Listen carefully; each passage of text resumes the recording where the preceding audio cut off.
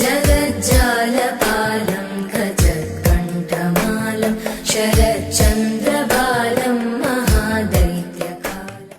ॐ श्री परमात्मने नमः। श्री परमात्मने नमः। अथ षष्ठोऽध्यायः। आत्मसंयमयोगः। श्रीभगवानुवाच अनाश्रितः कर्मफलं कार्यं कर्म करोति यः स सन्न्यासी च योगी च न निरग्निर्न चाक्रियः यं सन्न्यासमिति प्राहुः योगं तं विद्धि पाण्डव न ह्यसन्न्यस्तसङ्कल्पो योगी भवति कश्चन। श्रीभगवानुवाच अनाश्रितः कर्मफलं कार्यं कर्म करोति यः स सन्न्यासी च योगी च न निरग्निर्न चाक्रियः यं सन्न्यासमिति प्राहुः योगं तं विद्धि पाण्डव न ह्यसन्न्यस्तसङ्कल्पो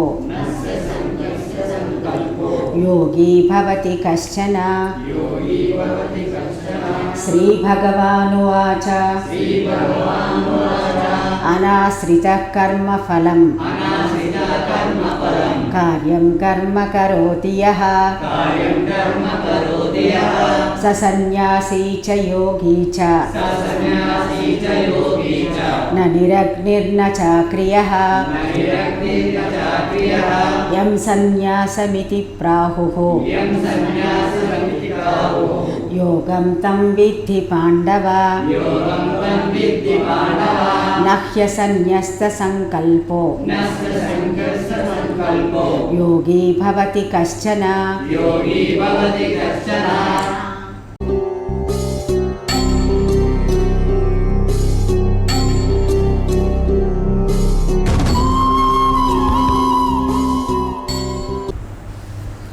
वसुदेवसुतं देवं कंसचाणूरमर्दनं देवकी परमानन्दं कृष्णं వందే జగద్గురుం।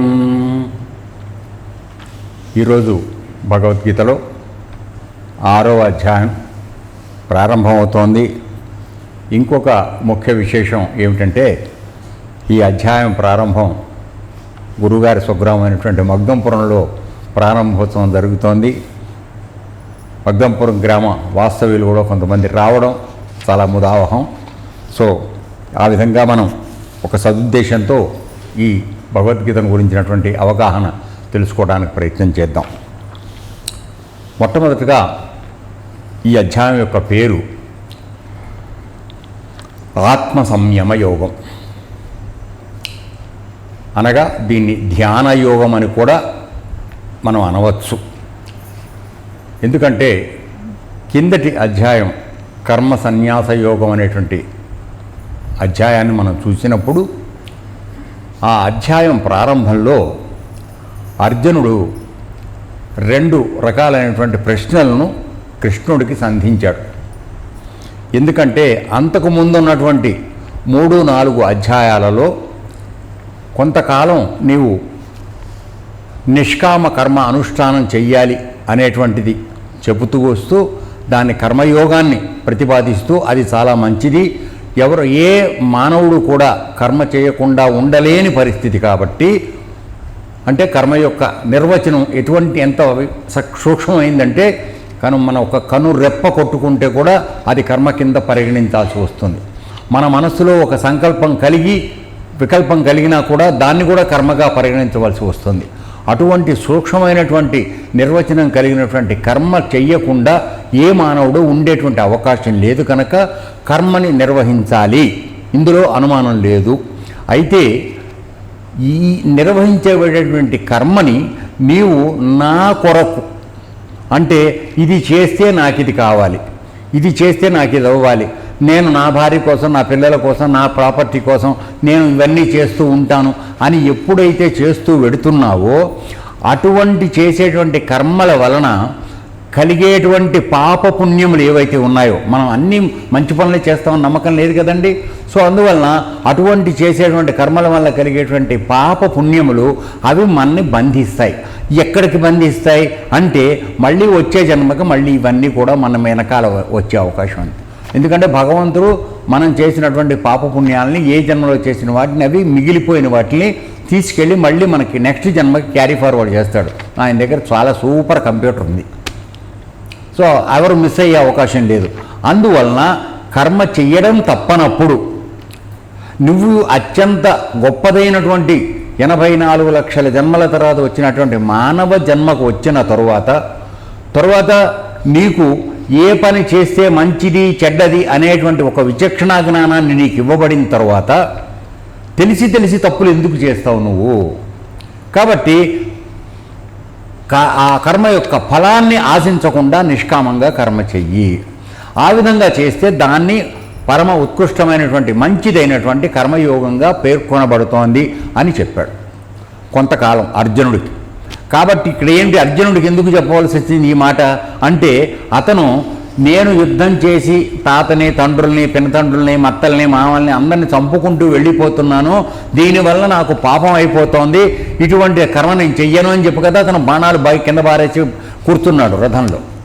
సో అతను ఏమిటని చెప్పి ఇక్కడ వాడికి ఏ విధంగా సంజాయిస్తున్నాడంటే, ఒరే నాన్న నువ్వు కర్మ చేయకుండా ఉండలేవు, కాబట్టి ఫలితాన్నితో సంబంధం లేకుండా నువ్వు కర్మ చేయి, అప్పుడు ఆ కర్మ నిన్ను బంధించదు, నువ్వు విముక్తుడు అవుతావు.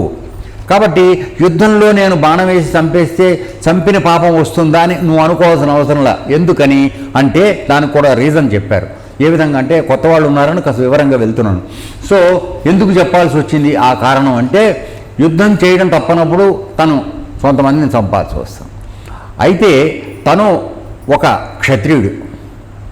క్షత్రియుడికి కొన్ని ధర్మాలు ఉన్నాయి. ధర్మబద్ధమైనటువంటి యుద్ధం అతను నిర్వహించాలి, దానికి వెనకడుగు వేయకూడదు. కాబట్టి ఇక్కడ జరుగుతోంది ధర్మయుద్ధం. ఎందుకని? కౌరవులు వీళ్ళని అన్ని విధాలా అన్యాయం చేశారు. కాబట్టి నువ్వు ధర్మయుద్ధం చేస్తున్నావు. ధర్మయుద్ధం చేయడం క్షత్రియుడిగా నీ యొక్క ధర్మమే ఉన్నది. కాబట్టి ధర్మ నిర్వహణ చేసేటప్పుడు నువ్వు చేసే కర్మ పాపం నిన్ను అంటుకోదు, చంపిన పాపం నీకు రాదు, అందువల్ల నువ్వు చేయొచ్చు. అందుకని వాళ్ళేమవుతారో వీళ్ళేమవుతారో అని ఆలోచన లేకుండా నిష్కామంగా చేయి, దాని ఫలితాన్ని నువ్వు ఆశించకు, నువ్వు చేసుకుంటూ వెళ్ళిపో అనేటువంటి విషయం చెప్పడం కోసం నిష్కామ కర్మ అనుష్ఠానాన్ని గురించి చెబుతూ వచ్చాడు.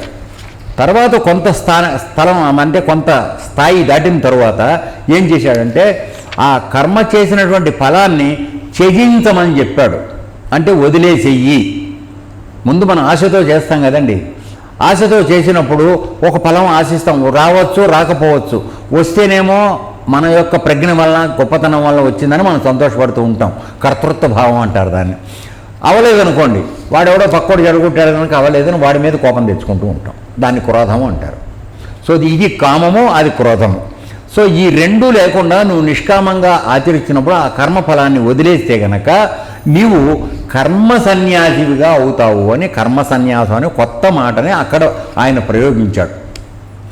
దీనిలో అర్థం ఏమిటి అంటే, నువ్వు కర్మ చేసేటప్పుడు ఫలితం ఆశించకుండా చేస్తున్నప్పుడు కొంతవరకు నేను చేస్తున్నాననే భావన నీలో ఉంది.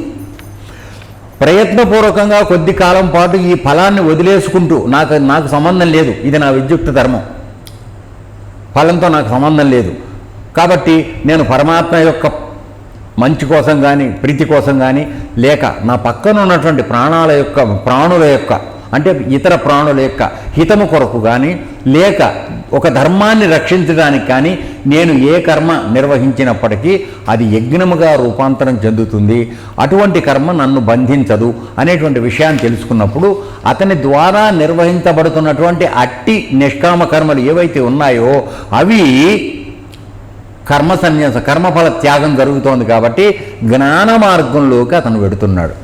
దీన్ని జ్ఞానయోగము అన్నాడు. అర్థమైందండి. సో కొద్దిసేపు జ్ఞానయోగాన్ని చెప్తున్నాడు స్థాయి మారిన తర్వాత మొదటి స్థాయిలో కర్మ అనుష్ఠానం చెప్పాడు, నిష్కామ కర్మ అనుష్ఠానం చెప్పాడు. ఈ రెండు మాటలు వినేటప్పటికీ అర్జునుడికి మనలాగానే సందేహం కలిగింది. నేను ఏ అధ్యాయాలా ఇచ్చేయాలి, ఏదో సరిగా చెప్పాయా నాకు తెలియడం లేదన్నాడు. అన్నప్పుడు ఈ కిందటి అధ్యాయం అంతా కూడా ఆయన ఏం చేశాడంటే, నాయన కర్మ అనుసరించకుండా ఉండేటువంటి అవకాశం లేదు కనుక ఆ కర్మని నిష్కామంగా చెయ్యి. అర్థమైందా? అలా నువ్వు నిష్కామంగా చేస్తే కలిగే ఫలితం, నీలో మార్పు ఏమిటి అంటే, నీ మనస్సులో ఫలితం కావాలని కోరుకోవడము, రాకపోతే దుఃఖించడము, ఇట్లాంటివి లేకుండా ఉంటాయి కదా. ఎందుకని అది ఒక డ్యూటీగా అనుకుని చేస్తున్నావు. అర్థమైందా?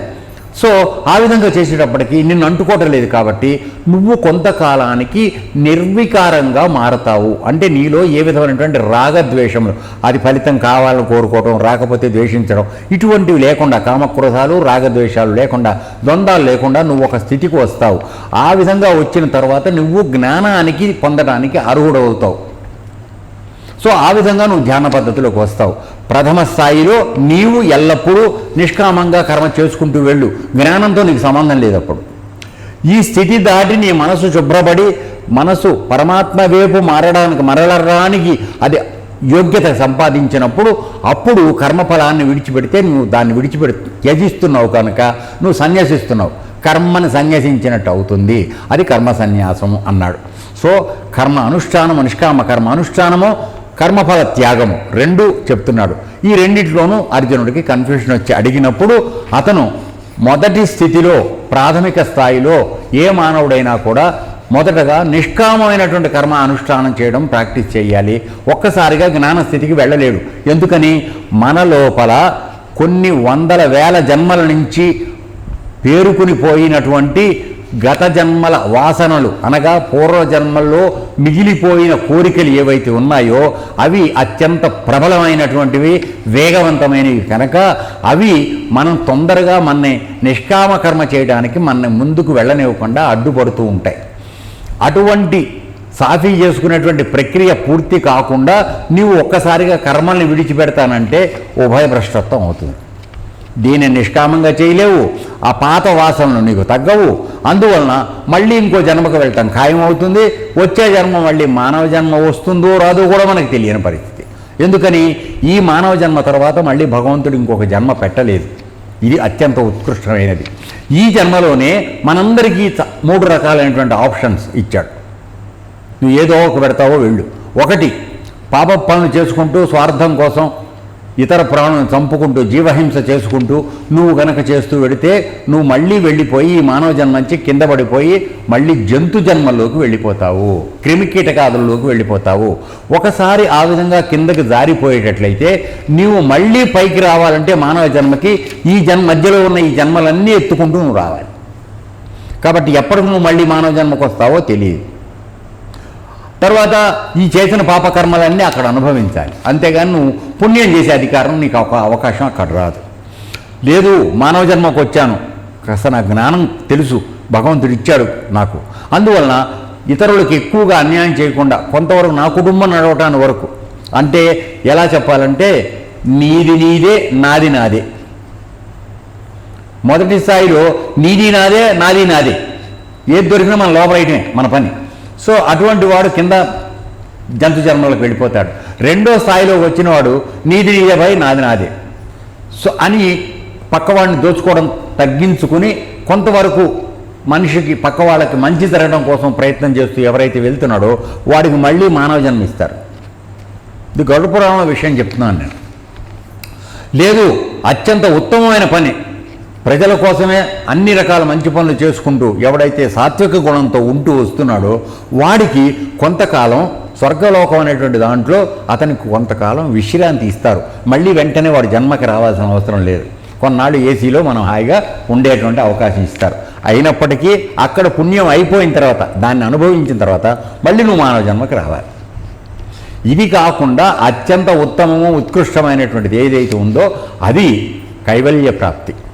ఈ జన్మలోనే నీకు పూర్వజన్మల్లో వచ్చినటువంటి పాపపుణ్యముల సంచయాన్ని సమూలంగా నాశనం చేసుకుంటూ గురుమార్గం ద్వారా నీవు అంతర్ముఖం అవడం నేర్చుకుని దాని ద్వారా నీ పాపచయాన్ని అన్నిటినీ దగ్ధం చేసుకుంటూ జ్ఞానాగ్ని రగిల్చడం ద్వారా నువ్వు పాపక్షయాన్ని వదిలించుకుంటూ నీవు అత్యంత జన్మలేని ఉత్తమ స్థితి కైవల్య ప్రాప్తి అనగా పరమాత్మలో లయించిపోయే స్థితి కూడా ఆ అవకాశం ఈ మానవ జన్మలోనే ఉన్నది. న్యాయానికి పరమాత్మ మనకి మానవ జన్మ ఇచ్చేటప్పుడు ఆయనకున్నటువంటి సంకల్పము ఆశయం ఏమిటంటే మనందరం కూడా ఆయనలో కలిసిపోవాలని. ఎందుకని 20-84 లక్షల జన్మల్లో నువ్వు ఆయనకి దూరంగా ఎప్పుడు బతుకుతూ వస్తున్నావు, అవునా? అప్పుడు నీకేమన్నా భగవంతుడి గురించి తెలుసా? లేదు. నీ బతుకును బతుకుతున్నావు, పరమాత్మకు దూరంగా ఉన్నావు. ఒరే నాయన ఎన్నాళ్ళు కష్టపడతారో బిడ్డ, నా దగ్గరికి రా, ఇంకా చాలు, ఉరుకులాడింది చాలు, నువ్వు నా దగ్గరికి వచ్చాయని మానవ జన్మ ఇచ్చాడు. మనం ఏం చేస్తున్నాం? దాని యొక్క అసలు రహస్యం ఏమిటో తెలుసుకోకుండా ఇంకా దూరంగా వెళ్ళిపోయి పాపాలు చేసి మళ్ళీ కిందకి వెళ్ళిపోతాం. ఇక్కడ జరుగుతోంది పొరపాటు. సో అందువలన అర్జునుడికి భగవద్గీత రూపంలో అతని యొక్క కర్తవ్యం ఏమిటనేది చెప్పడం కోసం ఈ భగవద్గీతని చెప్పడం జరుగుతోంది. సో ఇందు కారణంగా ప్రాథమిక స్థాయిలో మానవుడు పరమాత్మను తెలుసుకోవడానికి ప్రయత్నం చేయాలనుకున్నప్పుడు అతను నిష్కామంగా కర్మ చేయడం ద్వారా మనసులో కొన్ని మలినాలు లేకుండా చేసుకోగలుగుతాడు. అలా మలినాలు లేకుండా పోయిన తర్వాత అతని యొక్క మనసు చిత్తము శుద్ధిపరచబడతాయి. అప్పుడు మాత్రమే అతనికి పరమాత్మను గురించినటువంటి జ్ఞానం లోపలికి వచ్చే అవకాశం ఉన్నది. ఎందుకంటే కచ్చిగా ఉన్న చోటు గురువుగారు వచ్చి కూర్చుంటాడా? ఈ రూమ్ అంతా దరిద్రంగా ఉందనుకోండి, గురువుగారు వచ్చి కూర్చోలేడు కదా. ఇప్పుడు మీ ఇక్కడ ప్రవచనం చెప్పడం కుదరదు కదా. మీరంతా ఎంతో శుద్ధి చేసి దాన్ని అంతా శుభ్రంగా చేస్తే వచ్చి కూర్చుని మీకు ప్రవచనం చెప్పడానికి వీలవుతాం. మంచి మాట. సో అలాగే నీ లోపల కొన్ని జన్మల నుంచి తెచ్చుకున్నటువంటి కొన్ని కొండలతో సమానమైనటువంటి పాపపుణ్యాలు ఉన్నాయి. ఇవన్నీ ముందు కరిగితే కానీ ఆ మంచి శుభ్రమైన ప్లేస్లోకి కానీ భగవంతుడు రాలేడు. ఏ విధంగా మనం ఉదాహరణ తీసుకుందాం. సపోజ్ ఇక్కడ అద్దం ఉంది, అక్కడ ఆ అద్దం నిండా ఎప్పుడు మనం తొడవకుండా వదిలిపెట్టామనుకోండి, దుమ్ము పేరుకుంటుంది కదా. దాంట్లో నీ బొమ్మ కనపడుతుందా? కనపడదు. కాబట్టి ఏం చేయాలి? నువ్వు ముందు దుమ్ముని తొడవాలి. సో ఇక్కడ మనం చెప్పేది ఏంటంటే నీ మనసు అనేటువంటి అద్దం దుమ్ము పట్టుంది కొన్ని జన్మల నుంచి, దాన్ని ముందు గురువు యొక్క సహాయంతో తుడుచుకుని శుభ్రమైన తర్వాత అందులో పరమాత్మ నీకు కనపడతాడు. అప్పుడు ఆ విధంగా నువ్వు ముందుకు వెళ్ళడానికి అవకాశం వస్తుందని అది సన్యాసంగా చెప్పబడింది, జ్ఞాన మార్గంగా. సో ఈ రెండింటి గురించి అతను సందేహం అడిగినప్పుడు అప్పుడు ఏం చేశాడంటే నాయన ప్రాథమిక స్థాయిలో కర్మయోగమే చెయ్యాలి, నిష్కామ కర్మయోగం, ఫలితం ఆశించకుండా. తద్వారా మనసు చిత్తం బుద్ధి శుభ్రపడాలి. శుభ్రపడిన తర్వాత అప్పుడు నీ జ్ఞాన మార్గానికి యోగ్యత వస్తుంది. అప్పుడు నువ్వు కర్మ చేసినా చేయకపోయినా పర్వాలేదు, నువ్వు పరమాత్మని గురించి తెలుసుకుంటున్నావు కనుక ఆయనకి దగ్గరగా జరిగిపోతావు. సో ఆ విధంగా రెండు చెప్తూ రెండింటిని పాటించాలని చెప్పి కేంద్ర అధ్యాయం అంతా చెప్పుకుంటూ వచ్చాడు. అక్కడ ఏం చేశాడంటే ఈ జ్ఞానం ఏదైతే పొందాలని చెప్పాడు కదా, ఈ ఈ కర్మ సన్యాస స్థితి రావడానికి నీకు ధ్యానం ఉపయోగపడుతుందిరా అని 27-28 శ్లోకాల్లో మనకి చెప్పాడు.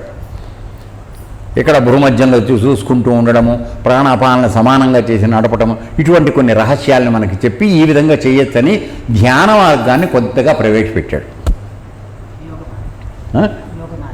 యోగ మార్గానికి వెళ్ళటానికి అది ధ్యాన మార్గం ద్వారా ఒక మార్గాన్ని మనకి ప్రవేశపెట్టాడు.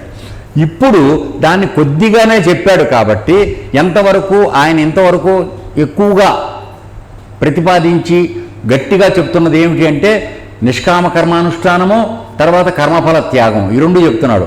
దానికి ఉపయోగపడేది యోగ మార్గం, ధ్యానం అనేటువంటి యోగ మార్గం. ఆ యోగ మార్గాన్ని ప్రస్తావించి వదిలేశాడు. కాబట్టి ఇప్పుడు దాన్ని ఈ అధ్యాయంలో విస్తృతంగా చెప్పడానికి ప్రయత్నం జరుగుతుంది. అందుకని దీన్ని ధ్యానయోగం అని కూడా అంటారు. కానీ పేరేం పెట్టారు? ఆత్మ సంయమ యోగము అని పెట్టారు. ఇక్కడ మరి అసలు అత్యంత ఉత్కృష్టమైనది, ఏ విధమైనటువంటి మార్పులు లేనిది, ఎల్లప్పుడూ ఉండేది అయినటువంటి ఆత్మకి దాన్ని సంయమనం చేయడం ఏమిటి అంటే ఇక్కడ జీవాత్మ స్థాయిలో ఉన్నటువంటి జీవుణ్ణి ఆత్మలో సంయమం అవటం ఎట్లా అనేది చెప్పడానికి జరిగిన ప్రయత్నం కాబట్టి దీన్ని ఆత్మ సంయమ యోగం అన్నారు. ఎందుకని? ఈ జీవుడు మనకే ఉన్నాయి మొట్టమొదటి ఇంద్రియాలు అనగా జ్ఞానేంద్రియాలు, కన్ను, ముక్కు, చెవి, నాలుక, తర్వాత చర్మం. సో వీటి ద్వారా మనం విషయాలను, బయట విషయాలు తెలుసుకుని దానికి తగినట్టుగా మన మనసు, బుద్ధి, చిత్తం, అహం అనేటువంటి అంతఃకరణతో మనం యాక్షన్ చేస్తున్నాం. సో ఈ విధంగా మనం కర్మల్లో బంధింపబడుతున్నాం. సో ఈ రెండింటినీ బాగు చేసుకుంటూ వెడితే అప్పుడు కలిగేది ఏమిటి అంటే నీకు మనస్సు శుద్ధిపరచబడుతుంది. కాబట్టి దానికి బయట నుంచి వచ్చేటువంటి ప్రలోభాలు లేవు గనక అది ఒక ఏకాగ్రత స్థితికి వచ్చిన తర్వాత పరమాత్మ వైపు మళ్ళడానికి అది ఉద్యుక్తురాలవుతుంది. ఎందుకని నువ్వు బయట నుంచి యోగ మార్గం ప్రయత్నం చేస్తున్నావు కాబట్టి ఆ వైపుకు అది మరలడానికి ప్రయత్నం చేస్తున్నావు. అంతకుముందు అది అత్యంత బలవంతమైంది కాబట్టి నిన్ను తొందరగా ఆ మార్గంలోకి వెళ్ళనివ్వదు, అడ్డం పడుతూ ఉంటుంది. నువ్వు విడిచిపెట్టకుండా చేస్తున్నావు. తర్వాత కర్మలు చేసేటప్పుడు నువ్వు ఫలితం ఆశించకుండా చేస్తున్నావు, నిష్కామంగా చేస్తున్నావు. కాబట్టి మనస్సుకి మెటీరియల్ లేదు. ఇప్పుడు ఇంద్రియాలు చూసి నీకు ఏదైనా చెప్తేనే కదా నాన్న నువ్వు ఒక యాక్షన్ చేసేది. కన్ను చూసిందనుకో, సపోజ్ ఒక రోడ్డు మీద వెళ్తున్నావు, ఉదాహరణకు చెప్తాను. వెళుతున్నప్పుడు చక్కగా పక్క వాళ్ళ దొడ్లో, ముందు మన దొడ్డు అది కాదు, పక్క వాళ్ళ దొడ్లో ఓ మంచి గులాబీ పువ్వు పూసిందనుకో, పొద్దున్నే 5ంటికి వెళ్తున్నావు. వెళ్ళగానే ఆ పువ్వు చూసి అబ్బా పరమాత్మ సృష్టి ఎంత గొప్పది అనుకుని నువ్వు వెళ్ళిపోతే చాలా మహానుభావుడు, నువ్వు దండం పెట్టాలి. కానీ అది చూడగానే నీ భార్యకో, లేకపోతే నువ్వు పెళ్లి కాకపోతే నీ చెల్లెలకో, లేదు మీ ఇంట్లో దేవుని పూజ చేస్తారు కనుక ఆ దేవుడు పెట్టడానికో ఆ పువ్వు తెంపుతావు. అంటే కన్ను చూసిన తర్వాత మనసుకు వెళ్ళింది, మనసు నీకు ఒక ఆలోచన చెప్పింది ఆ పువ్వు తెంపు ఏదో చేద్దామని. అక్కడి నుంచి కాళ్ళు వెళ్ళినాయి, చేతులు తెంపినాయి, తీసుకెళ్ళావు. చూసావా, ఇవన్నీ ఇన్స్టంటేనియస్గా జరిగిపోతాయి. నీ యొక్క ప్రమేయం ఇది జరుగుతుందని కూడా తెలియదు, కానీ ఇన్ని క్రియలు జరుగుతున్నాయి అందులో. సో ఈ విధంగా సూక్ష్మంగా అవన్నీ కలిసిపోయి ఉన్నాయి కాబట్టి వాటిని విడగొట్టి నీవు అది కనపడింది దండం పెట్టి ఊరుకో, అప్పుడు నువ్వు పాపం చేయట్లే. అర్థమవుతుందన్నా? నీది కాదు ఆ పువ్వు, నీకు తెలుసు, కానీ ఆ బలహీనతను ఆపుకోలేకపోతున్నావు.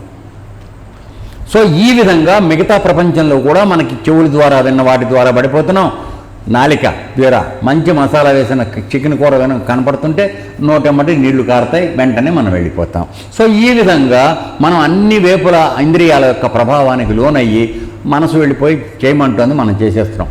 ఇప్పుడు నిష్కామకర్మ చేసేటప్పుడు జరుగుతున్న విశేషం ఏమిటి అంటే ఈ ఇంద్రియాల నుంచి వచ్చినటువంటి విషయం ఈ మనస్సుకు అందుకోవడానికి అడ్డం ఏర్పడుతున్నాం మనం. అదంతా వద్దు, చికెన్ తింటే మంచిది కాదు, రోగం వస్తుందంటున్నారు. బ్రాయిలర్ చికెన్ అయితే ఇంకా మంచిది కాదు, రోగాలు వస్తున్నాయిట అనుకుని నువ్వు దుఃఖ దోషాన దర్శనం అంటారు. దానిలో ఉన్న కష్ట నష్టాలు ఏమిటో ఒక్క 2 నిమిషాలు ఆలోచిస్తే వద్దున నాయన మా వాసన చూసి పడితే లోపల కడుపులంతా గడబడ వద్దని మానేసే స్థితి వస్తుంది. సో ఈ విధంగా తను తాను నియంత్రించుకొని ఒక నిశ్చల స్థితికి వస్తాడో అప్పుడు వాడికి జ్ఞానం కలగడానికి అవకాశం వస్తుంది. సో ఈ ముందుగా ఇంద్రియములు, మనస్సు, బుద్ధి, చిత్తం, అహం ఈ 4 శుద్ధిపరచడానికి కావలసినటువంటి ధ్యాన మార్గం, యోగ మార్గం చెప్పేది కనుక దీన్ని ఆత్మ సంయమ యోగం అన్నారు. ఇప్పుడు కాస్త అర్థమైందా గురుగారు? Okay, right. సో ఇప్పుడు ఇక్కడ చెప్తున్నప్పుడు ఏంటంటే దీన్ని మనం ఈ ధ్యాన యోగము లేక ఆత్మ సంయమ యోగం యొక్క ప్రస్తావన ఇందువలన రావడం జరిగింది. సో కిందటి అధ్యాయంలో నిష్కామ కర్మానుష్ఠానము, కర్మ సన్యాసము గురించి చెబుతూ ధ్యాన మార్గాన్ని ప్రస్తావించి తర్వాత భక్తి మార్గంలో నువ్వు నన్ను పొందాలి అని కూడా చెప్పాడు మనకి చివరిలో ఆఖరి శ్లోకం. ఇప్పుడు ఏం చేస్తున్నావు అంటే ఆ ధ్యానాన్ని గురించి 2 శ్లోకాలు మనకి చెప్పాడు కనుక ఆ వాటిని ఇంకా కొద్దిగా ఎలాబొరేట్గా వివరంగా మనకి చెప్పడానికి ప్రయత్నం చేస్తున్నాడు. ఆ విధంగా ఈ అధ్యాయంలోకి మనం లోపలికి ప్రయత్నం చేస్తున్నాం. సో ఇకపోతే మొట్టమొదటి దాంట్లో ఇక భగవానుడు ఆయన చెప్పడం జరుగుతోంది. ఆ మొదటి శ్లోకం యొక్క టీకా తాత్పర్యం ఏమిటో మనం చూద్దాం. యహ అనగా ఎవడు కర్మఫలం, కర్మల యొక్క ఫలమును అనాశ్రిత అపేక్షించని వాడై, అంటే కోరుకున్నవాడు కాకుండా కోరుకోని వాడై, కార్యం అనగా చేయవలసిన కర్మమును కరోతి చేయుచున్నాడో సహా అతడు సన్యాసి అంటే సన్యాసియు, యోగీచ యోగియను భవతి అగుచున్నాడు, నిరగ్ని అగ్నిహోత్రమును వదిలినవాడును నా కాడు, అక్రియ చ కర్మలను విడిచినవాడును నా సన్యాసియు యోగియు కాడు. ఇక్కడ మనకి అంటే వివరం తెలియపరుస్తున్నాడు. ఇప్పుడు అర్థమైందా? సో ఇక్కడ ఏమిటి చెప్తున్నాడు? ఎవడు చేయవలసిన కర్మలని ఫలాపేక్ష లేకుండా చేస్తున్నాడు, నిష్కామ కర్మ. ఏమండి? తర్వాత వాడే సన్యాసి, వాడే యోగి అని చెప్తున్నాడు. చూడండి ఎంత ఉన్నతమైనటువంటి అవగాహన, ఎంత ఉన్నతమైనటువంటి స్థితి మనందరికీ అందజేస్తున్నాడు. కేవలం ఒక ఫలితాన్ని ఆశించకుండా నీ స్వలాభం కోసం నువ్వు కర్మ చేస్తున్నావు, నీకు అత్యంత ఉన్నతమైన స్థాయి ఇస్తున్నాడు. నిన్ను ఏమంటున్నాడు ఆయన? సన్యాసి అంటున్నాడు. తర్వాత యోగి అంటున్నాడు. అంటే ఏ విధంగా అనుకున్నాం, ఇందాక మనం చేశాం కదా, మొట్టమొదటి స్థాయిలో నిష్కామ కర్మ చేస్తూ వెళుతున్నవాడు యోగి. అంటే తన యొక్క చిత్తాన్ని శుభ్రపరచుకోవడానికి ప్రయత్నం చేస్తూ వెళుతున్నవాడు. ఆ స్థాయి చేరిన వాడు ఎవడైతే ఉన్నాడో కర్మ ఫలితాన్ని వదిలిపెట్టేస్తున్నాడు, త్యజిస్తున్నాడు, వాడు సన్యాసిగా మారుతున్నాడు. కాబట్టి ఇద్దరూ ఎప్పుడైతే ఈ రెండు రకాలుగా మనం మాట్లాడుకున్నటువంటి వ్యక్తులు, యోగి సన్యాసి ఎవరైనా సరే, ఇద్దరూ కూడా కామన్గా కర్మఫల త్యాగం చేస్తున్నారు. అంటే కర్మ యొక్క ఫలితాన్ని ఆశించకుండా నిష్కామంగా కర్మ చేస్తున్నారు. అటువంటి వాళ్ళనే ఎవరైతే చేస్తున్నారో వాళ్ళనే కర్మ సన్యాసి అనాలి, లేక యోగి అని కూడా అనవచ్చు అని చెప్తున్నాడు. అని దాని వెనకాల ఇంకొక రహస్యం చెప్తున్నాడు. ఏమిటంటే, నేను సన్యాసించాను అని చెప్పి మామూలుగా సన్యాసం తీసుకోవడం అంటే ఇప్పుడు నాలాగా డ్రెస్ చేసుకోవడం, ఓకే, కాషాయాంబరాలు ధరించడం. రెండోది మామూలుగా నిత్య అనుష్ఠానంలో అగ్నిహోత్రం చేయడం అనేటువంటి సాంప్రదాయం ఇదివరకట్లో ఉండేది. ప్రతి ఇంట్లోనూ అగ్నిహోత్రం జరిగేది. అంటే నీవు చేస్తున్నటువంటి కర్మలన్నిటికీ కూడా అగ్నిదేవుడు సాక్షి. నీ కర్మల్ని లెక్కించేవాడు ఆయన, బయట సూర్యుడు, లోపల అగ్ని. అర్థమైందా? సో అతని యందు చూస్తూ ఉండగా నువ్వు పాపకర్మలు చేయడానికి వీల్లేదు, చేస్తే అవన్నీ లెక్కించబడతాయి. సో అందుకని నిత్య అనుష్ఠానం అగ్నిహోత్రం జరిగేది. ఒకసారి సన్యాసం తీసుకున్న తర్వాత ఏమవుతుందంటే, ఈ విధమైనటువంటి డ్యూటీ ఏదైతే ఉందో అది అవసరం లేదు వాడికి. ఎందుకంటే వాడు సన్యాసించాడు. అంత పూర్వాశ్రమంలో సంసారిగా ఉన్నప్పుడు నిత్యాగ్నిహోత్రం చేయడం ఇట్లాంటివన్నీ ఉండేవి. సో కాషాయం వేసుకుంటే వచ్చే మొదటి లాభం ఏమిటంటే, రోజు అది వెలిగించి మంత్రాలు చదివి కాసేపు అవి చేసి పూజలు చేయాల్సిన అవసరం లేదు, ఫ్రీగా ఉండొచ్చు. ఇది లాభం మనలాంటి వాడికి ఆలోచన. అర్థమైందా? అట్లా చేసేవాడు కేవలం అగ్నిహోత్రం చేయడం, పద్ధతిగా ఉండటం, అట్లాంటివి ఎగగొట్టడానికి కాషాయం వేసుకునేటువంటి వాడు ఎవడైతే ఉన్నాడో వాడిని లెక్క వేసుకోవడానికి వీల్లేదని చెప్తున్నాడు. రెండోది, తర్వాత నేను ఇప్పుడు సన్యాసం చేశాను కనుక నేను ఏ పని చేయాల్సిన అవసరం లేదు. ఎందుకని? వాడికి వండుకోవటం అవి ఏమి లేవు. వినండి ఎంత పకడ్బందీ ఏర్పాట్లు జరపబడినాయో మన యొక్క సిస్టంలో. గృహస్థుగా ఉన్నవాడు మాత్రమే భార్య యొక్క సహకారంతో సంసారాన్ని నడుపుతూ ధర్మబద్ధమైనటువంటి పిల్లల్ని కంటూ బ్రహ్మచారులుగా ఉన్న వాళ్ళకి, సన్యాసం తీసుకున్న వాళ్ళకి ఆహారాన్ని ఇచ్చేటువంటి బాధ్యత గృహస్థు మీద పెట్టారు.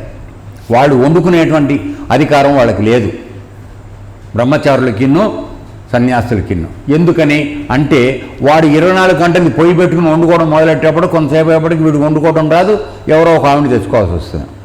సో మనకందరికీ పాత కథ ఒకటి ఉంది, కౌపీన సంరక్షణార్థం అయం పటాటోపహ అని.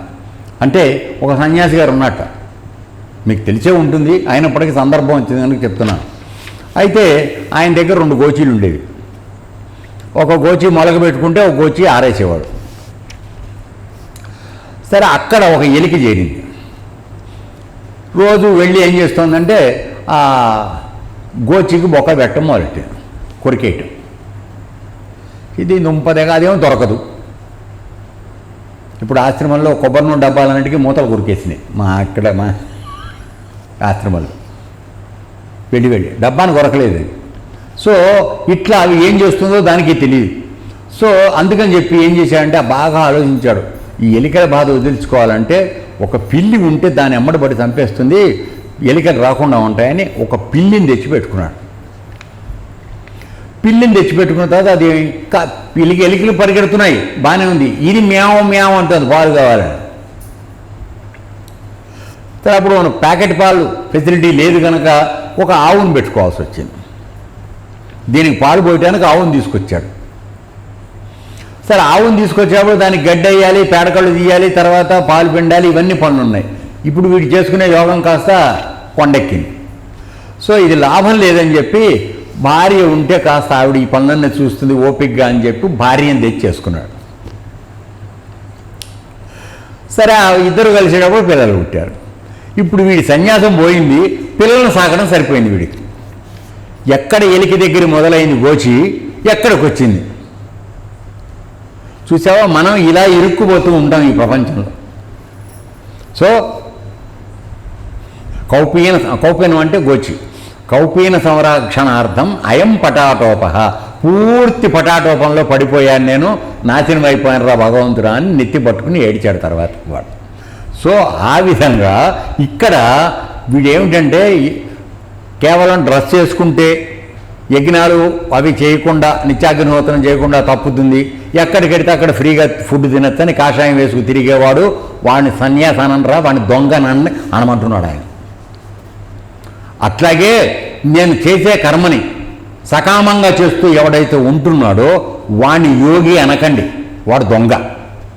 ఎందుకని వాడు స్వలాభం కోసం ఆ కర్మలు చేస్తున్నాడు, అటువంటి వాడు దొంగ. కాబట్టి ఈ విధంగా దొంగ పనులు చేస్తున్నటువంటి వేషం వేసుకున్నవాడు కానీ నేను యోగిని చెప్తున్నవాడు కానీ వీళ్ళు నిజమైన వాడు కాదు. కేవలం వాళ్ళకున్న బాధ్యతల్ని తప్పుకోవడానికి అనుసరిస్తున్న విధానం తప్ప సంఘంలో తేలిగ్గా బతకడానికి. ఎందుకని లేరంటారా ఇప్పుడు మీరనేది? ప్రపంచం అంతా ఇదే ఉంది వాళ్ళ. ఇది ఇంకొక మార్గం కూడా ఉంది, అది తర్వాత వస్తుంది. ఏమిటంటే విపరీత జ్ఞానం అన్నమాట, దీన్ని విపరీత జ్ఞానం అంటారు. ఇంకోటి ఏమిటంటే నేను జ్ఞాని అందరిలోకి ఉత్తముడు అని భగవద్గీత చెప్తుంది. జ్ఞాన మార్గం, జ్ఞానయోగి వాడు అత్యంత ఉత్తముడు, నాకు అందరికన్నా కూడా వాడంటే అత్యంత ప్రీతి ప్రేమ అని చెప్తాడు పరమాత్మ. అందుకోసమని ఈ భగవద్గీత చదివిన మహానుభావులు ఏం చేస్తారంటే నేను జ్ఞానిని, జ్ఞాని ఏ కర్మ చెయ్యక్కర్లేదు కాబట్టి నేను ఏ పని చెయ్యను, ఎవరన్నా పెడితే తింటూ ఉంటాను ఫ్రీగా. అంటే మామూలుగా ఇంగ్లీష్లో పారాసైట్ అంటారు దాన్ని, అంటే పరాన్న బొక్కులు. వీడు పోని యోగం చేస్తున్నాడా 24 గంటలు? అది లేదు. పరమాత్మను తెలుసుకుంటున్నాడా? అది లేదు. మామూలుగా 2 చేతులు పని చేస్తే ఒక నోటితో తినమని చెప్పాడు భగవంతుడు మనకి. అందుకోసం 2 చేతులు ఇచ్చి ఒక నోరు ఇచ్చాడు. నోళ్ళు 2 పెట్టచ్చు కదరా అయ్యా, 2 చేతులు ఉన్నాయని. చాలా తెలివిలోడా. అందుకని బిడ్డ నువ్వు 2 చేతులతో పని చేస్తేనే ఒక నోటితో తినరా అని చెప్పాడు. వీడు 2 చేతులతో తినడానికి పనిచేస్తాడు తప్ప దేనికి పని చేయడు, వీడు జ్ఞానం చెప్పి. సో వీళ్ళ వలన సంఘానికి చెరుపు జరుగుతోంది. ఎందుకని వాడు పని చేయడం ఇంకోటి చేయనివ్వడు. వచ్చి కూర్చుని ఏం చేస్తావు, కూర్చో హాయిగా, ఎవరో ఒకరు పెడతారో 2 ముద్దలు మనకి తిందాం అని చెప్పి కూర్చేగారి వచ్చి మేసేగారిని చెడిచిందన్న సమయంతో వీడు పని చేయడం ఇంకొని చేయకుండా చేస్తూ ఉంటాడు. సో ఇటువంటి వాళ్ళ పట్ల కాస్త మంచి మార్గంలో ఉందాను అనుకునే వాళ్ళు జాగ్రత్త పడడం కోసం చెప్పడం జరుగుతోంది. ఇంతకన్నా ఇంకేం లేదు ఇందులో రహస్యం. అర్థమైందా? కాబట్టి ప్రతి కాషాయం వేసుకున్నవాడిని నమ్మద్దు దయచేసి. వాడి కర్మ ఆచరణ ఎలా ఏ విధంగా ఉందండో అది అబ్జర్వ్ చేయండి. అదేనన్నా చేసే పని ఫలాన్ని అర్పించేసి అన్నింటినీ సన్యసించి కూర్చుంటున్నాడా? కేవలం ప్రపంచంలో బతకడానికి తేలిగ్గా బతకడానికి నేను కర్మలు వదిలేశాను, నాకేం సంబంధం లేదు, అగ్నిహోత్రం కూడా చేయను, ఏమి చేయనని చెప్పి తిరగటం కోసం చేస్తున్నాడా? అటువంటి చూడమని. అలాగే కర్మ చేస్తూ నాకే ఫలితంతో సంబంధం లేదు పైకి చెప్తూ లోపల మనస్సులో అంతా మాత్రం నా వాటా ఏమిటి, నా వాటా ఏమిటి, నా వాటా ఏమిటని ఈ విధంగా ఆలోచించేవాడు వీడు యోగి కూడా కాదు. అర్థమైందా? ఇది ఈ 2 విషయాలు మనకిక్కడ. సన్యాసినిగా అగ్నిహోత్రాన్ని త్యజించిన వాడనియు కాషాంబరాలు ధరించిన వాడనియు మాత్రమే అందరూ అనుకుంటూ ఉంటారు. కానీ తర్వాత అలాగే యోగి అన్నవాడు కర్మలను విడిచిపెట్టాడు కనుక ఏకాంతంగా ఏ కొండ గుహలోనో కూర్చుంటాడని అనుకోకండి. యోగి అయిన వాడు కర్మలను విడిచిపెట్టడం అంటే అర్థం ఏమిటంటే, నేను ఇందాక మనవి చేసినట్టుగా నువ్వు నిష్కామ కర్మ చేసుకుంటూ వెళ్ళిన తర్వాత నీ యొక్క మనస్సు ఉపరతిని చెందడం అంటారు దాన్ని. అంటే అంటే దగ్గరగా ఉన్నటువంటి దానిలో రతించడం, అంటే వాడు ఉండడానికి ఇష్టపడేవాడు ఉపరతి అంటారు దాన్ని. అంటే భగవంతుడి దగ్గరికి వెళ్ళి ఆయనతో ఉండడం అలవాటు చేసుకున్న వాడికి చేతులతో కాళ్ళతో వాడు ఏ పని చెయ్యలేడు. వాడికి ఇవ్వబడింది కన్సెషన్. నువ్వు అది ఏమిటో నీకు తెలియదు, నేను మాత్రం యోగిని అని చెప్పేసి పెట్టినవన్నీ తింటూ ఉన్నావు. సో ఇటువంటి దొంగల పట్ల జాగ్రత్తగా ఉండమని చెప్పడానికి ఈయన ఈ శ్లోకంలో. అయితే ఎవరు ఏ విధంగా చేసిన వాడిని నిజంగా అయిన సన్యాసి లేక యోగి అంటున్నాడు అంటే, చేయదగిన కర్మలను చేయడం అంటే శాస్త్రవిహితమైన కర్మ చేయడం. ఇప్పుడు కర్మ చేయమన్నారు కదా అని మర్డర్ చేసి గురుగారు నేను కర్మ చేశాను కదా నాకు అంటుకోదు అని అంటే మాత్రం అది అన్యాయం. శాస్త్రపరంగా ఏది ఆమోదమైందో అటువంటి కర్మ చేసేటువంటి వాడు కర్మ, దాని ఫలితం ఆశించకుండా చేయడం యోగి. అర్థమైందండి? సో ఈ విధంగా చేయదగిన కర్మ, దాన్ని కూడా దాని యొక్క ఫలాన్ని ఆశించకుండా చేయడం, ఈ రెండు కారణాలు ఎవరైతే లక్షణాలు కలిగి ఉంటున్నారో వాడు యోగి, తర్వాత వాడే సన్యాసి, రెండు వాడే అవుతున్నాడు. ఈ రెండు కండిషన్లు ఫుల్ఫిల్ అవ్వాలి. ఏమిటి? మొట్టమొదటిది చేయవలసిన పని నిర్మోహమాటంగా చేయడం. ఇక్కడ ఇది ఎందుకు చెప్పాల్సి వచ్చింది? ఇప్పుడు అర్జునుడు తాను క్షత్రియుడిగా ఉండి చేయవలసిన పని చేయడంలా యుద్ధం, అందుకోసం వాడు చేయవలసిన పని నీ విహిత కర్మ ఇది. It is your bound and duty, you must perform, you can't Shaik away from your responsibility. So అందుకోసమని వాడిని ఉద్యుక్తుని చేయడానికి చెప్తున్నాడు. చేయవలసిన కర్మ ఫలాపేక్ష లేకుండా చేయి. యుద్ధంలో భీష్ముడు చచ్చిపోతాడు, ద్రోణాచార్యుడు చచ్చిపోతాడు, ఇవన్నీ నీకు అనవసరం. Do your duty. అర్థమైందా? ఇప్పుడు సపోజ్ ఊరికే ఉదాహరణకు అనుకుందాం, ఓ జడ్జి గారు ఉన్నారు, సరే మన పట్టుకెళ్ళి పెట్టారు, అయ్యాడు మర్డర్ చేశాడని. సో మర్డర్ చేశాడని పెట్టినప్పుడు జడ్జి గారు విచారణ చేసిన తర్వాత నువ్వు చేసావని రుజువు అయింది. సరే వీడిని హ్యాంగ్ చేయమన్నాడు, అంటే ఉరిదీయమన్నాడు. ఇప్పుడు ఉరిదీయమన్న దానికి ఈయనకి పాపం వస్తుంది ఆ జడ్జి గారికి, లేక తలారివాడు ఉరి తీసేవాడు ఉంటాడు వాడికి వస్తుంది ఆ పాపం? రాదు. ఎందుకని? వాడి డ్యూటీ వాడు చేశాడు. దయచేసి అంటే ఈ తేడా మనం గట్టిగా పట్టుకోవాలి. అప్పుడు కానీ కర్మ చేసేటప్పుడు ఫలితాన్ని ఆశించకుండా చేయవలసిన ఆవశ్యకత ఏమిటో మనకు అర్థం కాదు. అర్థమైందండి? సో ఆ విధంగా ఎవరికి ఏ డ్యూటీ చెప్పబడిందో ఆ డ్యూటీ చేసుకుంటూ వెళ్ళు, దాన్ని విహిత కర్మ అంటారు. నీకు విధానంగా నీకు ఇవ్వబడింది శాస్త్ర ప్రకారం, ఆ కర్మను చేయడంలో ఎప్పుడూ వెనకడుగు వేయకూడదు, దాన్ని అవాయిడ్ చేసి తిని పడుకోకూడదు. ఇది లేదు, అసలు ఆ కర్మలు చేయకుండా తప్పుకోవడం కోసం వేషాలు మార్చడం చేయకూడదు. అర్థమైందా? సో నీ కర్మను చెయ్యాలి, నిష్కామంగా చెయ్యి, తర్వాత కర్మ ఫలితాన్ని ఆశించకు, అది ఏమైనా నీకు అనవసరం. బట్ చేసేప్పుడు సిన్సియర్గా చెయ్యి.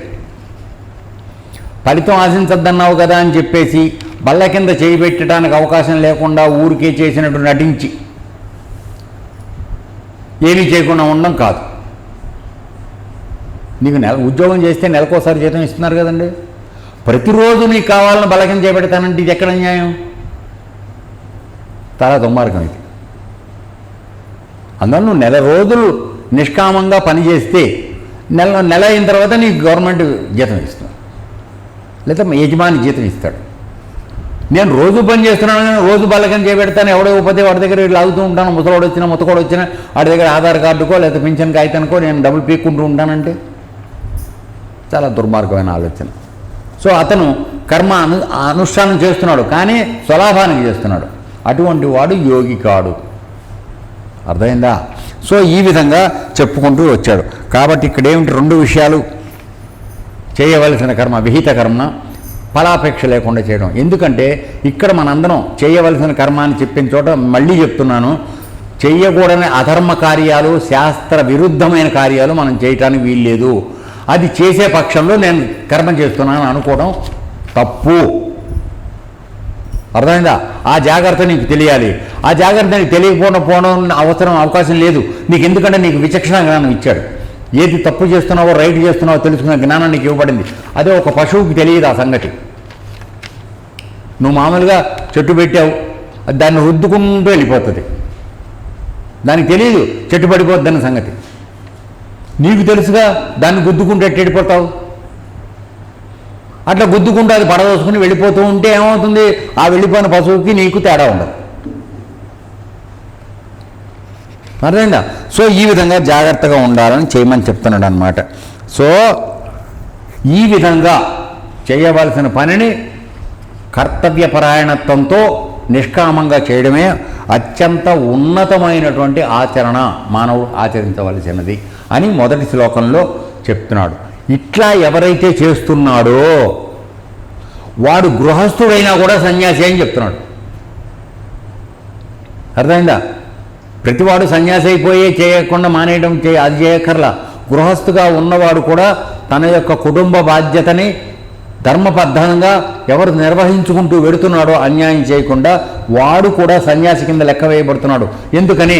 కర్మఫలాన్ని వాడు ఆశించట్లేదు. ఇంట్లోకి వచ్చాడు ఓ సన్యాసి, వాడికి ఇంత అన్నం పెట్టాడు, పంపించాడు, అయిపోయింది వాడి డ్యూటీ. వాడి నుంచి ఏం ఆశించలా. అర్థమైందండి? సో ఈ విధంగా చేసిన వాడు ఎవడైనా సరే గృహస్థ అయినా కూడా సన్యాసిగానే పరిగణించబడుతుంది. సన్యాసి అన్నవాడు యోగి అన్నవాడు ఒకడే. ఎంతకాలం అయితే వాడు చేయవలసిన కర్మని నిష్కామంగా చేసుకుంటూ కర్మ ఫలితం ఆశించకుండా ఉంటున్నాడు, ఆ రెండు వాడేననే విషయాన్ని చెప్పాడు.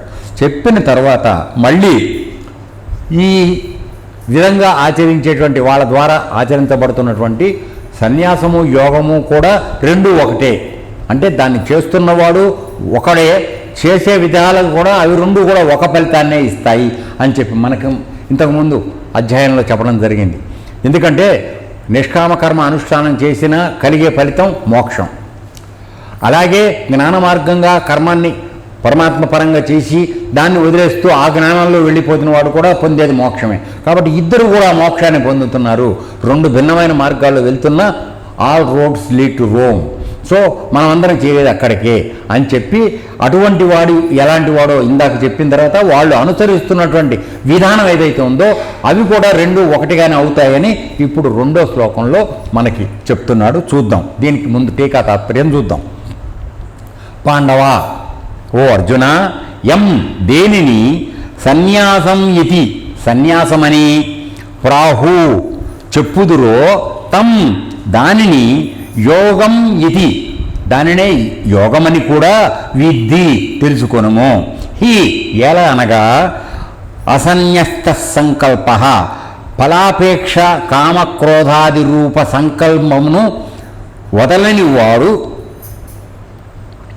కశ్చన అనగా ఎవడును యోగి నభవతి కానేరడు. ఇక్కడ చెప్తున్నాడు. ఎందుకంటే ఇక్కడ మనకి ఇంకా అంటే దాని మీద క్లారిఫికేషన్ ఇస్తున్నాడు ఫర్దర్గా. మనకి ఇంకా మనసులో కొద్దిగా ఏమన్నా అనుమానం ఉంటుందేమోనని దాన్ని తొలగించడానికి చెప్తున్నాడు. అర్జున, దేనిని సన్యాసం అని చెప్తున్నారో దానినే యోగమని కూడా తెలుసుకో. అంటే ప్రాథమిక స్థాయిలో యోగ మార్గం, నువ్వు కర్మల్ని వదిలేసుకుంటూ నిష్కామ కర్మ చేస్తూ యోగిగా ఉండడం. దాని తర్వాత కలిగే జ్ఞానంతో కర్మ సన్యాసం చేయడం, ఫలితాన్ని విడిచిపెట్టి. ఈ రెండు ఒకటేనని చెప్తున్నాడు అని ఇక్కడ మళ్ళీ ఇంకో జాగ్రత్త. ఇందాక ఎట్లా అయితే కాషాయం వేసుకున్నవాడల్లా సన్యాసిగాడు, కర్మ చేయకుండా మానేసిన వాడు ప్రతివాడు యోగి కాడు అని ఎలా చెప్పాడో ఇక్కడ ఇంకో జాగ్రత్త మనకు చెప్తున్నాడు. ఏమిటి? కామాది సంకల్పమును వదలని వాడు అంటే సంకల్పరహితుడు కానివాడు ఎవడు యోగి కానేరడు. అంటే ఇక్కడ సంకల్పరహితుడు అంటే మనం అర్థం చేసుకోవాలి. అంటే ఒక పని మనం చెయ్యాలనుకున్నప్పుడు మొట్టమొదట మనకు ఒక సంకల్పం కలుగుతుంది, అది చేద్దాం ఇది చేద్దాం కదా. అనుకుందే మనం ఏ పని చెయ్యం. దాని కార్యరూపం ముందుగా ఆలోచన, తర్వాత దానికి కార్యాచరణ, కార్యరూపము action. So this is proposal, that is action. So ఈ ప్రపోజల్ సంకల్పం వదిలేయాలి. నాకు ఇది కావాలనేటువంటి సంకల్పం వదిలేయాలి. సంకల్పరహితం అంటే ఇక్కడ అర్థం ఏంటంటే దీనికోసమే నేను చేస్తాననేటువంటి భావన నీలో వద్దు. నీకు ఇవాళ ఏం చేయమని చెప్పారో గురువు కానీ, ఇంట్లో తండ్రి కానీ, లేక మాస్టర్ కానీ, ఎవరైనా కానీ నీ పైనున్న వాళ్ళు నిన్ను ఈ పని చెయ్యరా నాన్న ఇవాళ అని చెప్పినప్పుడు దాన్ని మంచి చెడ్డలు నువ్వు ఆలోచించద్దు. చెప్పిన వాడికి వదిలేసి నువ్వు చేసుకుంటూ వెళ్ళి. అలా చెయ్యకుండా ఇందులో నాకేం వస్తుంది, నేనెందుకు చెయ్యాలి అనేటువంటి ఇటువంటి సొంత తెలివితేటలు ఎవడైతే వాడి పక్క మార్గంలోకి వెడుతున్నాడో వాడు యోగి అయ్యే అవకాశం లేదని చెప్తున్నాడు. ఎందుకంటే చెప్పిన వాళ్ళు అందరూ చెప్పిన పనులు చెప్పినట్టుగా చేస్తున్నారా? చేయంగని నాన్న, ఇది ఎవరు చేస్తారు గురుగారు, రూపాయి లాభం లేదు ఇందులో, ఎవరు చేస్తారంటాడు. అక్కడ తెలుసుకోవాల్సింది ఏంటంటే, నీవు గురువు చెప్పినట్టుగా లేదా టీచర్ చెప్పినట్టుగా చేసుకుంటూ వెళ్ళిపోతే నీ రూపాయి కాదు 100 రూపాయల ఫలితాన్ని నీకు అందించుతారు. అక్కడి వరకు ఓపిక పట్టే ఇది కావాలి నీ దగ్గర, అర్థమైందా? సో ఆ విధంగా ఇక్కడ ఏం చెప్తున్నాడంటే, జ్ఞానయోగి అన్నవాడు ఆత్మ అనాత్మ అంటే ఇది పరమాత్మ స్వరూపము, ఇది అనాత్మ అంటే దేహబుద్ధితో ఆలోచించేది అనేటువంటి వివేకంతో వాడు కర్మల్ని, దేహాది దృశ్య పదార్థాలని వదిలేసి వాడు కర్మలు చేసుకుంటూ వెడతాడు. ఎవరు? జ్ఞాని. వాడికి ఇహ సంకల్పం ఉండదు, కేవలం పరమాత్మ తప్పితే ఇంకోటి లేదు వాడికి, అర్థమైందా? నేను నాది అనేటువంటి ఆలోచన లేదు, ఉన్నదంతా పరమాత్మే, ఆయన యొక్క అనుగ్రహంతో జరుగుతోంది, కేవలం నేను ఆయన చేతులు ఒక పనిముట్టుని, I'm just an instrument in the hands of the almighty అనేటువంటి భావనతో వాడు చేసుకుంటూ వెడుతున్నాడు కనుక వాడు ఎల్లప్పుడూ కూడా పరమాత్మ యందే స్థిరచిత్తుడై ఉంటాడు. అంటే ఎక్కడ డిస్టర్బ్ కాడు, అక్కడే ఉంటాడు, యోగ మార్గంలోనే ఉండిపోతాడు. తర్వాత అట్లాగే కర్మయోగి. కర్మయోగి అంటే కర్మ అనుష్ఠానం చేసేవాడు, నిష్కామ కర్మయోగి. వాడు నేను చేస్తున్నాడు అనేటువంటి కర్తృత్వాన్ని వదిలేస్తాడు. అంటే ఇక్కడేమిటి, నేను చేస్తున్నాను అనుకుంటే ఆ కర్మ యొక్క ఫలితం నేను బంధిస్తోంది, దాని ఫలం ఇది కాదు, it is my bounded duty, నాకు ఒక విహిత కర్మ చెప్పబడింది, నేను చేసుకుంటూ వెళ్ళిపోతున్నాను అన్నావో ఆ కర్మను నేను బంధించడం లేదు, బంధ విముక్తి కలుగుతోంది. సో కర్మయోగం అన్నవాడు ఏం చేస్తాడంటే, ఇది నేను చేస్తున్నానని అనుకోడు. తేడా తెలుసుకుంటానికి ప్రయత్నం చేద్దాం. మామూలుగా మనం చేస్తున్నాం కర్మలు, కానీ మనం చేసుకుంటున్నామని అనుకుంటున్నాం, నేను చేస్తున్నాను, నాకు ఇది కావాలని అనుకుంటున్నాం కదండి. సో కర్మయోగి అన్నవాడు ఎవడైతే అంటున్నామో వాడు నేను చేస్తున్నాను అనుకోడు. I'm just an instrument all tool in the hands of the almighty. కాబట్టి this is a duty assign to me, I will do this irrespective of the result. ఫలితంతో నాకు సంబంధం లేదు, నేను పని చేసుకుంటూ వెళ్ళిపోతాను అనేటువంటి వాడు కర్మాపేక్ష. కాబట్టి ఇక్కడ వాడికి నేను నాది అనే సంకల్పాలు రావు, అర్థమైందా? ఆ విధంగా కూడా వాడు పరమాత్మను తెలుసుకుంటున్నాడు. ఇకపోతే ధ్యానం చేసేటువంటి వాడు యోగి. అంటే ఇప్పుడు మనం అందరం కూడా ఆశ్రమంలో ధ్యానం చేసుకుంటున్నాం. ఇక్కడ ఏం చేస్తున్నాం మనం, బహిర్వృత్తులు అంటే బయట మనకు ఉన్నటువంటి మనసుతో వచ్చేటువంటి ఇంద్రియాల నుంచి వచ్చే విషయాలు, మనసు చేసే చంచలమైన పనులు, వాటిని నివృత్తి చేయడానికి ప్రయత్నం చేసి పరమాత్మ దగ్గరికి వెళ్ళడానికి ప్రయత్నం చేస్తున్నాం ధ్యాన మార్గంలో. ఇక్కడ కూడా నేననేది లేదు, ఏమండి? వాడు అంతర్ముఖుడై పరమాత్మను తెలుసుకోవడానికి ప్రయత్నం చేస్తున్నాడు. నీకు అంతర్ముఖం అయ్యే మార్గం ఈ యోగంలోనే కదా చెప్పబడింది మనకి. సో ఈ విధంగా వెళ్ళేవాడు ధ్యానయోగి. ఇకపోతే ఉన్నవాడు నాలుగోవాడు, ఈ 4 యోగాలే చెప్పబడినాయి భగవద్గీతలో. 4వ వాడు భక్తి యోగి. అంటే అక్కడ ఉన్నది పరమాత్మ తప్ప ఇంకా మిగతా వస్తువులు ఎవరికీ ఏ శక్తి లేదు, అన్నిటికీ సర్వశక్తిమంతుడు, సర్వవ్యాపకుడు, సర్వ కార్యనిర్వాహకుడు, ఎల్లప్పుడూ ఉండేవాడు, ఆది అంతము లేకుండా ఉండేటువంటి పరమాత్మ. కాబట్టి ఆయనకి నేను శరణు పొందుతాను. సో ఆయన ఆదేశం ప్రకారం నేను చేసుకుంటూ పెడతాను, ఇందులో నాదంటూ ఏం లేదు, ఆయన ఆజ్ఞ ప్రకారం నేను చేస్తున్నాను. నేను ఎల్లప్పుడూ ఆయనకి సంపూర్ణ శరణాగతితో ఉంటున్నాను. అంటే అక్కడ నేను అనే అహం అక్కడ లేకుండా పోయింది. ఆ విధంగా అతను చేస్తున్న పనులు, భగవదార్పితంగా చేస్తున్న పనులన్నీ కూడా భగవంతుడు తీసుకుంటున్నాడు, అతనికి ఫలితం రావడం లేదు. సో ఈ 4 రకాలైనటువంటి వాళ్ళు చేస్తున్నది ఏమిటి అంటే పరమాత్మను పొందటానికి. ఇలా కాకుండా నాకేంటి అని ఆలోచించి చేసేవాళ్ళు ఎప్పటికీ కూడా దాన్ని, ఆ స్థితిని పొందలేకపోతున్నారు. నువ్వు ఏ మార్గాన్ని అనుసరిస్తున్నాను అనుకున్నా నీ సెల్ఫ్ ఇంట్రెస్ట్ ఎప్పుడైతే వచ్చిందో అక్కడ దాని యొక్క అసలైనటువంటి నిజ తత్వం మిస్ అయిపోతుంది, నువ్వు బంధించబడుతున్నావు. ఆ విధంగా ఇంకో జన్మకి you are putting reservation, advance reservation. అర్థమైందా? సో ఈ విధంగా చెప్తున్నాడు. అందువలన ఈ జ్ఞానయోగం ద్వారా కానీ కర్మయోగం ద్వారా కానీ కావలసినటువంటి ఫలితం ఏమిటంటే మొట్టమొదటగా కామము క్రోధము మనం చేశాను కదా, అంటే ఒక పని చేస్తే నాకు ఈ కోరిక తీరాలని మనం మొదలుపెట్టినప్పుడు అది కామం. అది చేతిలోకి అందిన తర్వాత నా వలన జరిగిందని అనుకోవడం కర్తృత్వ భావం. తర్వాత అది చేజారిపోతుందేమోననేది భయం, రెండవ స్టేజ్. ఏనా ఇప్పుడు ఒక 1,00,000 రూపాయలు సంపాదించావు, ఈ ఎవరన్నా పట్టుకెళ్ళిపోతాడేమో, లేదు చాలా ఇష్టపడి కిలో బంగారం చేయించుకుని వేసుకున్నావు లోపల, ఎవడన్నా పట్టుకుని రోడ్డు మీద బాధి రాక్కుంటారేమో భయం, అవునా లేదా? వేసుకున్న సంతోషం లేదు, పోద్దేమని ఏడుపు ఎక్కువగా ఉంది, అవునా కదా? ఇది భయం. తర్వాత సపోజ్ నిజంగానే లాక్కెళ్ళారు, నువ్వు వేసుకున్నావు, నేను ముసుగు వేషం వేసుకొచ్చి నీ దగ్గర అది తెంపుకుని వెళ్ళిపోయా బంగారు నగ. తెప్పుకోవడానికి వీల్లేదు, ఎందుకంటే ఇది అసలు కొన్నదే దొంగ డబ్బుతో, బ్లాక్ మనీతో, పోలీస్ కంప్లైంట్ ఇవ్వడానికి వీల్లేదు. సో యాది మల్లిగాడు నా తెంపుకి వెళ్ళిపోయాడని ఏడుపు మాత్రం వాడి మీద క్రోధం నాకు విపరీతంగా పెరుగుతుంది. సో కామము, క్రోధము, భయం, ఈ 3 దుర్మార్గపు లక్షణాలు మానవుడికి ఉండకూడనివి, కానీ అవి ఖచ్చితంగా ప్రతివాడు యందు ఉంటాయి. సో ఎంతకాలం అయితే వాటిని దూరం చేసుకోలేకపోతావో నీవు అంతకాలం నువ్వు చేసే కర్మలతో బంధింపబడతావు. కాబట్టి వాటిని దూరం పెట్టుకోరా అయ్యా అని చెప్తున్నాడు. నీ డ్యూటీగా చెయ్యి, దేనికంత వర్రీ అయిపోతావు? ఇది చేస్తే నాకు ఇంత రావాలి. పొలం పండిస్తున్నావు, పంట 50 బస్తాలు కావాలని అనుకుంటావు ఎకరానికి, ఏమండి 40 వచ్చినాయి. అనుకోకుండా నీ పక్క వాడికి 60 బస్తాలు వచ్చినాయి. ఉదాహరణ చెప్తా, మన అందరి మనస్తత్వం ఎట్లా ఉంటుంది. నువ్వు 50 కావాలనుకున్నావు, 40 వచ్చింది. అయ్యో 50 వస్తాయనుకుంటే 40 వచ్చింది, 40 వచ్చింది అని కొంతసేపు ఏడుస్తావు. అయిన తర్వాత పక్కన శివయ్యకి 60 బస్తాలు పండింది అని అంతకన్నా ఎక్కువ ఏడుస్తావు. అంటే 50 అనుకున్నావు, కనీసం 40 వచ్చింది కదా. అంతకుముందు ఇంకోడెవరికో ఆ పక్కన ఉన్నవాడి లక్ష్మికి 30 బస్తాలే పండింది. ముగ్గురికి పొలాలు ఉన్నాయి, ఆడికి 30 పండింది. మరి నువ్వు కాసేపు 40 పండిన దానికి సంతోషించాలా, లేకపోతే 30 పండిన వాడి గురించి జాలిపడాలా? నువ్వు న్యాయానికి వాడి గురించి జాలిపడాలి, కానీ నువ్వు అది జాలిపడవు సరిగదా. శివయ్యకి 60 బస్తాలు పండినే ఏడుస్తావు. ఇది మానసికమైనటువంటి పరిస్థితి మనందరికీ ఉన్నదా లేదా? సో ఇది తప్పు. అనగా ఏమిటి? కామ, క్రోధ, భయములు ఈ 3 మన బాధిస్తున్నాయి. మొత్తం అవి అరిషడ్ వర్గాలని 6 దుర్లక్షణాలు ఉన్నాయి. ఈ 6 ప్రధాన నాయకులు ఈ 3. అర్థమైందా?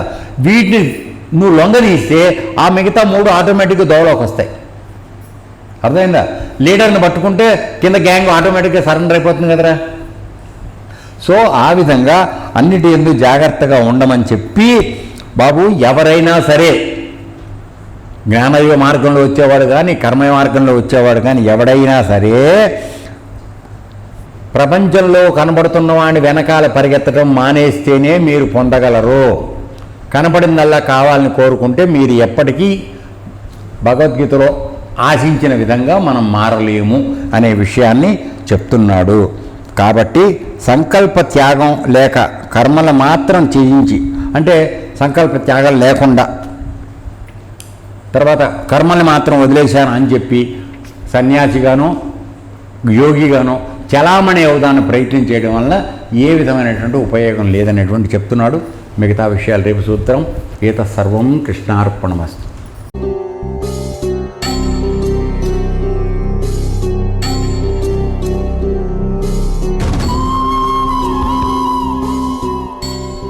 ఓం తత్సదితి.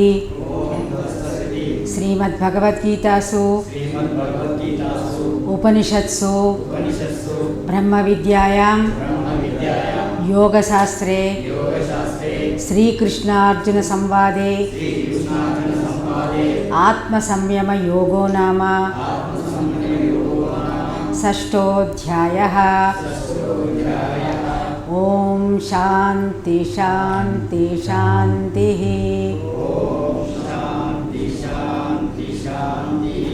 లోకాః సమస్తాః సుఖినో భవంతు. లోక లోకా సమస్తా సుఖినో భవంతు. లోకా సమస్తా సుఖినో భవంతు. ఏతత్ సర్వం బ్రహ్మార్పణమస్తు. ఓం తత్సత్.